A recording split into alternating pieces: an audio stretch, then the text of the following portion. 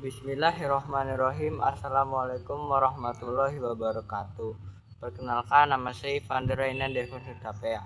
Di sini saya akan menjelaskan materi bab 5 tentang masuknya agama Islam di Indonesia. Ada teori Gujarat dikemukakan oleh para ilmuwan Belanda seperti Chesnok, Huggron's, Zebinaptel, dan Mokwit. Teori ini menyatakan bahwa Islam masuk ke Nusantara melalui perdagangan dari Gujarat, India sekitar abad ke-13 Masehi. Bukti pendukungnya termasuk kesamaan batu nisan di Pasai dan Gresik dengan yang ada di Cambai dan Gujarat. Teori Makkah dicetuskan oleh Buya Hamka. Teori ini membantah teori Gujarat dan menyatakan bahwa Islam masuk dari Arab atau Mekah pada abad ke-7 Masehi, dibawa oleh para pedagang Arab. Lalu ada teori Persia, didukung oleh Hussein Jadjadiningrat dan Umar Amir Hussein. Teori ini berpendapat bahwa Islam masuk ke Indonesia melalui pedagang Persia dan menyebarkan ajaran Syiah pada abad ke-7 Masehi. Lalu ada teori Cina. Teori ini yang dicetuskan oleh Slamet Muljana menyatakan bahwa Islam masuk ke Indonesia dibawa oleh perantau Muslim dari Cina yang telah menjalin hubungan erat dengan masyarakat Nusantara sebelumnya. Lalu ada teori maritim. Teori maritim adalah teori yang dikemukakan oleh N. A. Baloch. Ini berfokus pada peran aktivitas niaga dan pelaut Muslim dalam penyebaran Islam di sepanjang jalur perdagangan maritim. Lalu ada alasan istilah kerajaan diubah menjadi kesultanan.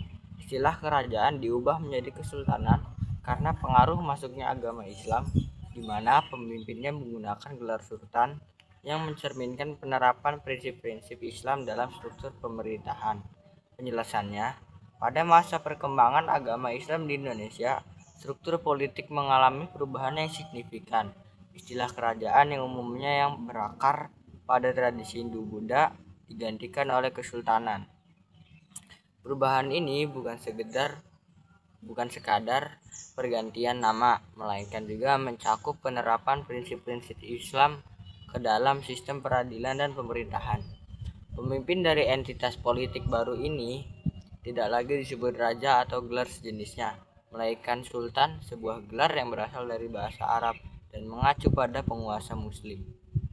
Kesultanan-kesultanan Islam seperti Demak, Aceh, dan Mataram muncul dan berkembang menggantikan kekuasaan kerajaan Hindu-Buddha di bidang politik dan budaya. Lalu ada perkembangan kesultanan di Indonesia.